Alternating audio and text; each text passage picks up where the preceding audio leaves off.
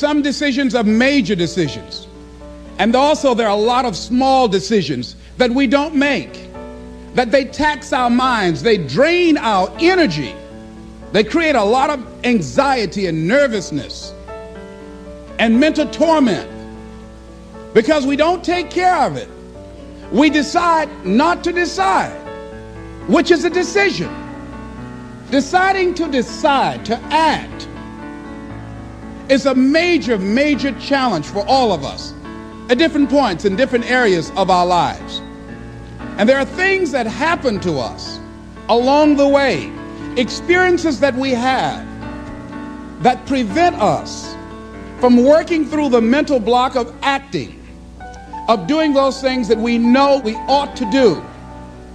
And so what I want you to think about is, what is there that you know you need to do, that you want to do this, but for some reason or another, you've been holding back.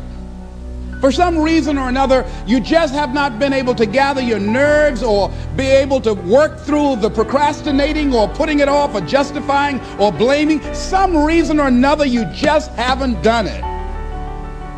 And you know you ought to do this. You really want to do this, but you don't know why you haven't done it. Anybody know what I'm talking about? Raise your hand, please. Okay, then I've got company here this evening. I'm not talking to myself. Now, first of all, we know that this is not easy. Because in order to begin to reinvent your life, you've got to make a conscious, deliberate, determined effort.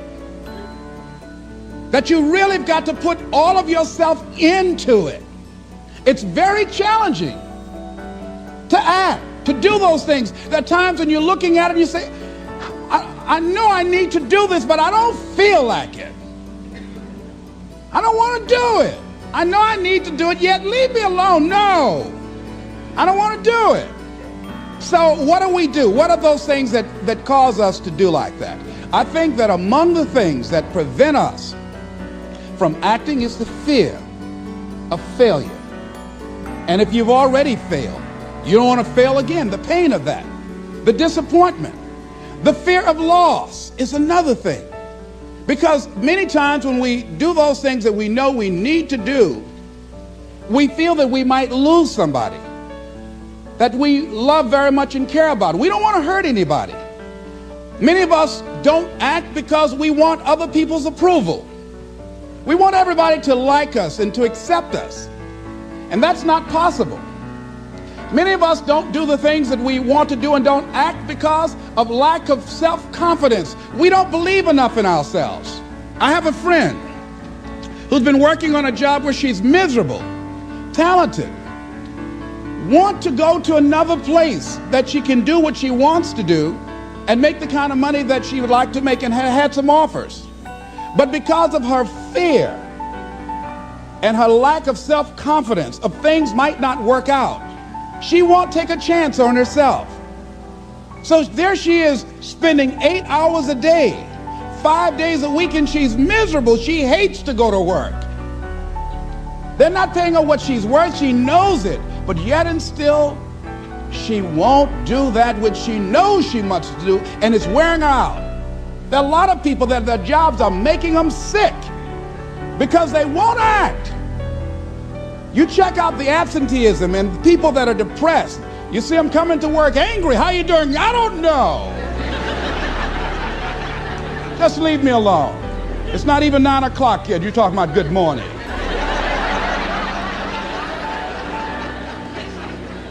There are days you go to work, you want to just keep driving past the job. You don't want to stop because it's not in sync with who you are.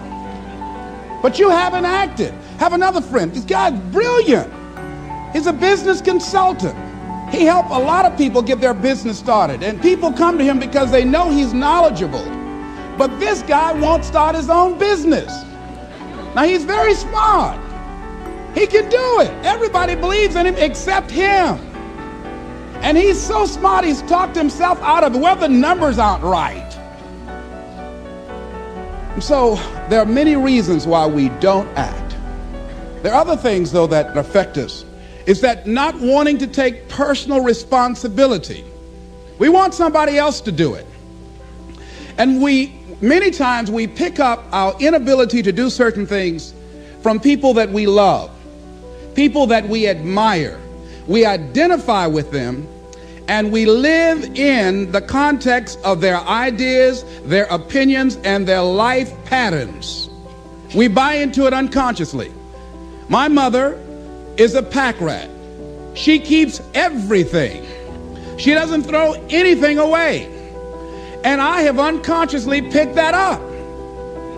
Now, my mother never said, let me show you how to keep everything, Les, and just clutter things. I unconsciously picked that up, many times unconsciously. We try to honor the people we love by being like them. By the same token, I realized something about myself when I had some major decisions to make, and I found myself acting like my mother. See, my mother's the kind of person that when she has a problem with one of the other foster children that she adopted, she won't confront them. She will call me. Les, why don't you tell Linda to move? She's lazy. She won't go to work. She runs the street all day, and then she comes home and wants to sleep all day, and I think she's doing drugs. I said, but Mama, why don't you tell Linda that? I bought the house for you. I told you when she wanted to come home, don't let a grown person come there and take care of them. You let her in. Well, after all, she's my child. Mama, then you handle that. When I tell her to leave, she say, Mama say I can stay. Mama, can I stay? And you tell her yes. And then you call me and say, she's still here.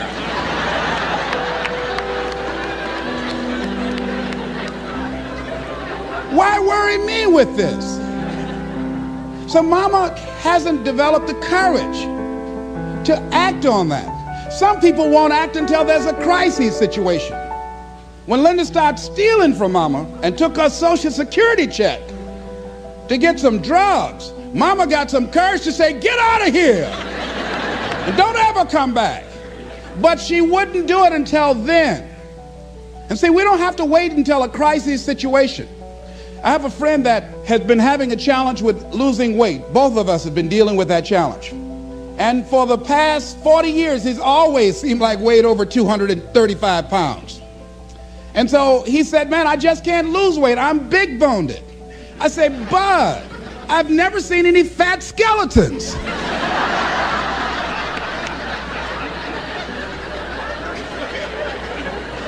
No, you need to act on your health. You can change this.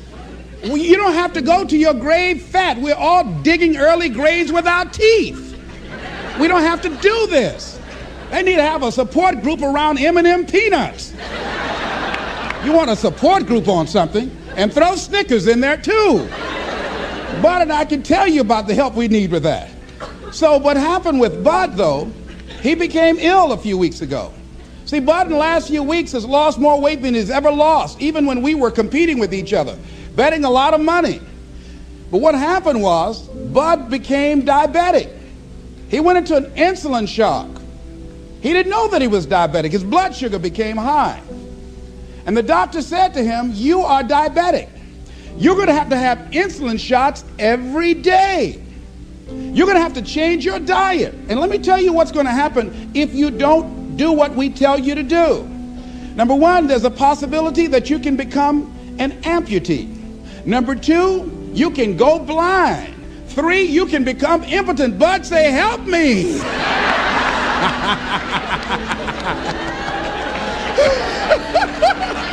Like those guys when Paul broke out of jail, those guys say, tell me what I must do to be saved. Bud wanted to be saved. I said, Bud, you want one of my peanut butter and jelly sandwiches? No. I said, Bud, I can't believe you're eating vegetables, man. You're exercising. He said, that's right, and jogging in place too. Now, he had the ability to do it before, but there's some people, it takes that kind of crisis to bring them into reality in order for them to act in their own best interest. Some people have to hit rock bottom in order to rise. I don't know why. You want to begin to look out on your life and what you want for you. And I think that when we begin to focus in the area of what does it take for us to act, I think we can say events can inspire us to act. Like that particular event in his life. circumstances. A friend of mine, he wanted to do something and he just did not have the motivation and the drive and the confidence within himself. But his circumstances changed overnight through an acquisition of the company that he worked for. He lost his job. Through the inspiration of desperation, he had to act. See, life also are things that can inspire us to act. See, if we don't have the courage, and that's what it takes, courage. It takes guts to do that which you know you need to do. If you don't have the courage to act, life many times will move on you and make you act. Life will whoop your butt so bad. You will be so miserable, you will catch so much hell, you say, yes, I will do it. What do you want me to do? Take me. Friend of mine said, I can't stop smoking. I can't stop smoking. Doctor said, Sam Axelrod, you have emphysema. Sam never picked up another cigarette and said, look at those stupid people smoking. Sam, you did it for 35 years. How can you talk about people? Well, I was different. I'm trying to help them. They don't have to do the same thing I did. But be compassionate, Sam. Isn't it interesting how quickly we forget? So I'm saying that look at something in your life. It might be just writing a letter to somebody to say thank you. It might be just to apologize to somebody. I had a confrontation in the Penobscot building with the security guard there. He responded to me what I perceived as a negative way, and he and I engaged in an argument. I did not like the way I handled that. I avoided going through the front door for a long time because I didn't want to face him. Finally, I decided to act, and I went up to him and said, I want to apologize to you for the way in which I handled this argument we had the other day. I was wrong. I hope you accept my apology. He said, I do. And I said, thank you very much. I felt relieved. Now, when you decide to act, it's not always going to be like that. A friend of mine did some work for me. It was below par, to say the least. I knew that this guy was capable of doing better work. I knew that he also had a fragile ego. So I was trying to think of what is the most sensitive way in which I can share this information with him. Because I wanted him to do my work over. I was going to pay him for what he did, but I needed my work done right. But I was afraid that I would hurt his feelings. I was very, very meticulous in how I approached him. And I said, let me share this with you. You know I care about you, and that you're a very talented and gifted person. And you and I both know that what you have given me is not a true reflection of your talents and abilities. And I'm saying, let's go back in the studio and do this again. And he said to me, I'm going to forget you ever said that.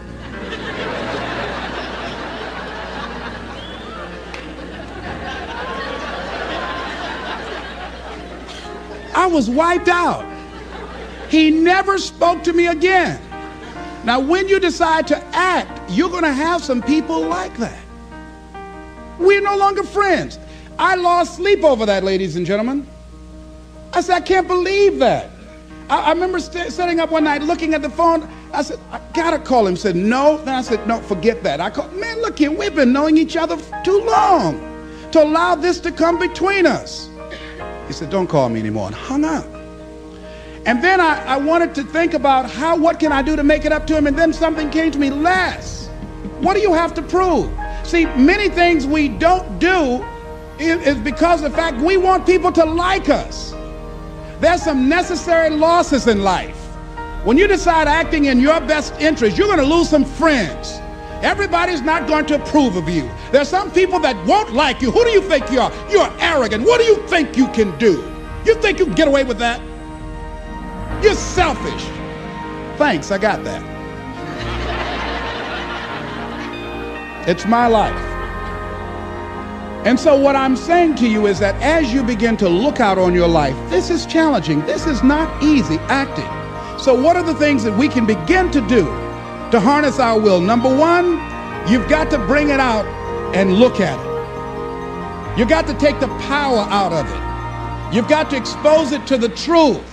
And the truth is that it has no power over you. So write down something you want to act on but for some reason that you've been holding back, and look at it.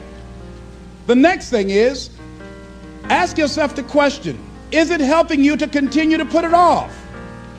If it's an asset for you to continue to procrastinate, then continue to do that.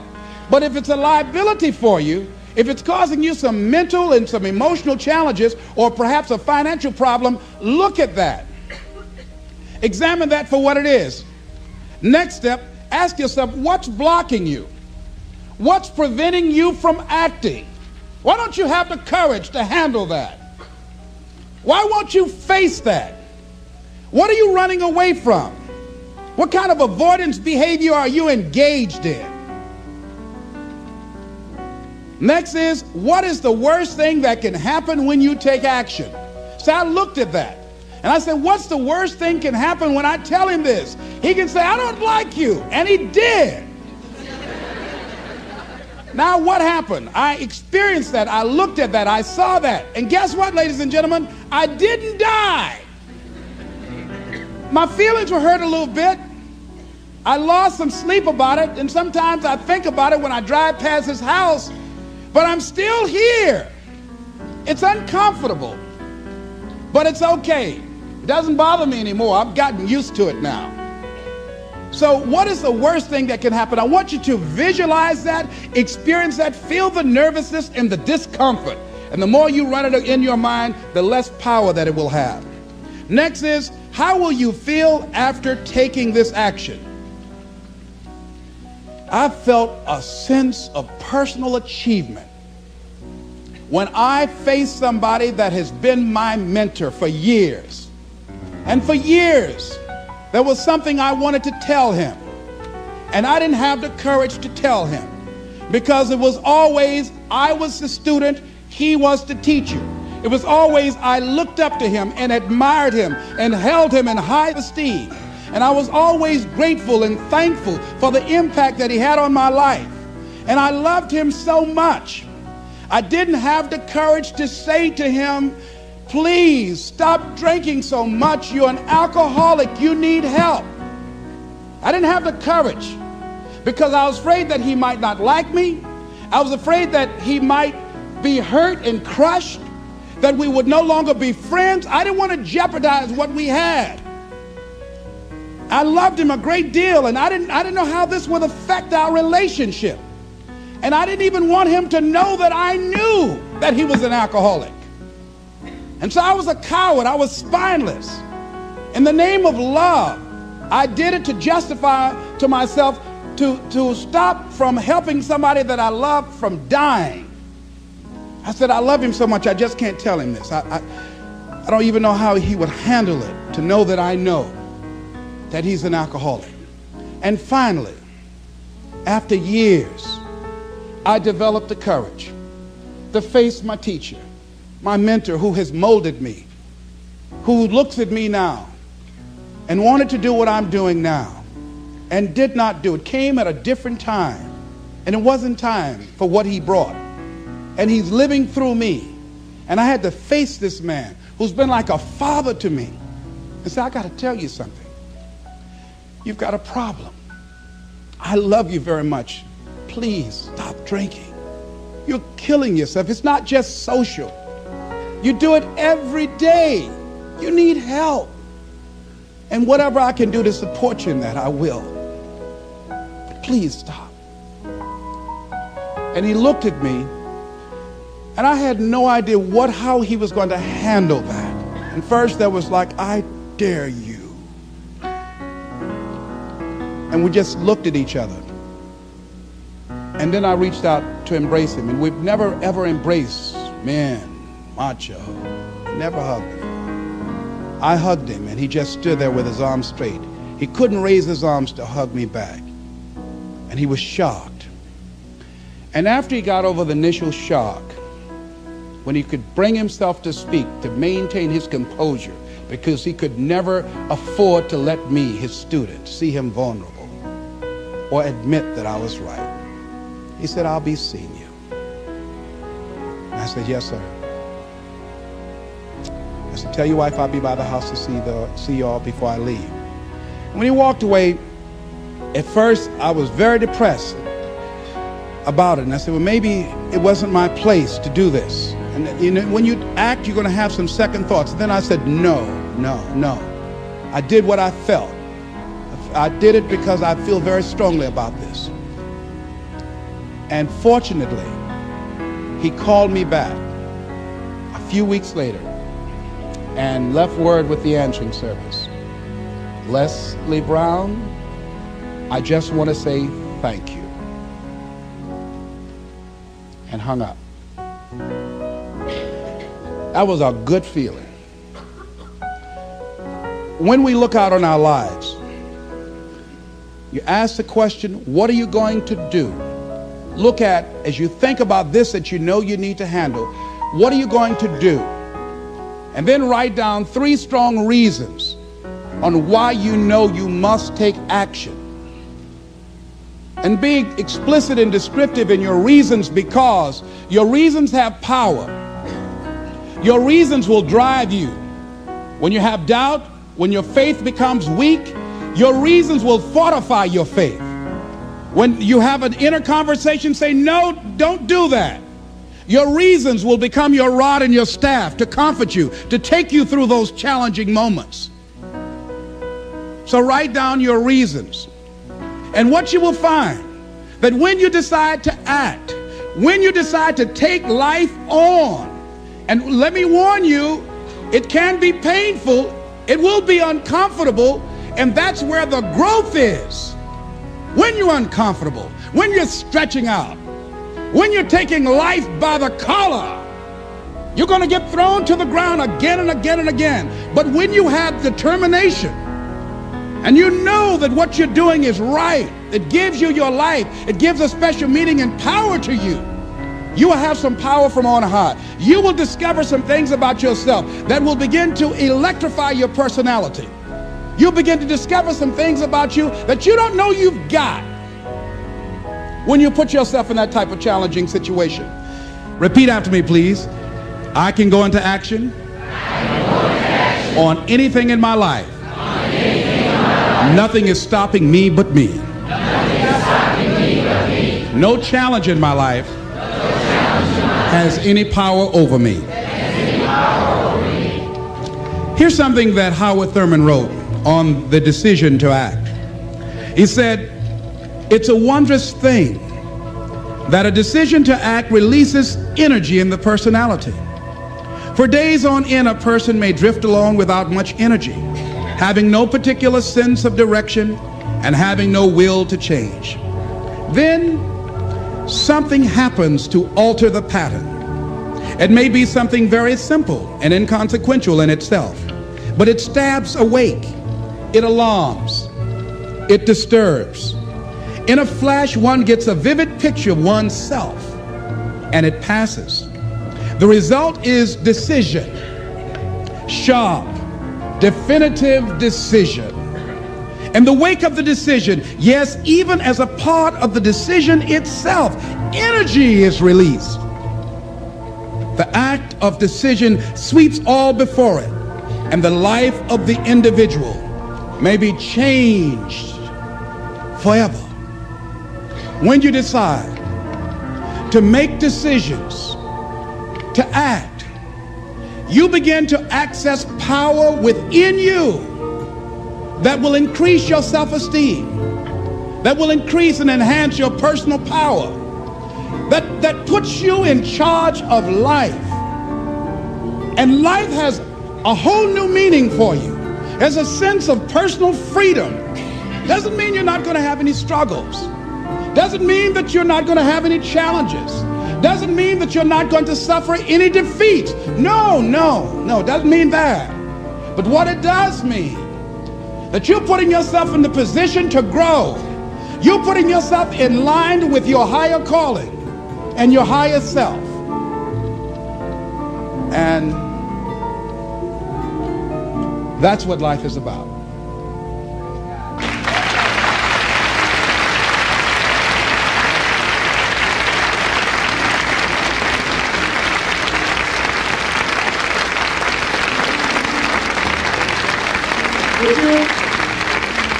Would you join me in this affirmation, please? Everybody stand, please.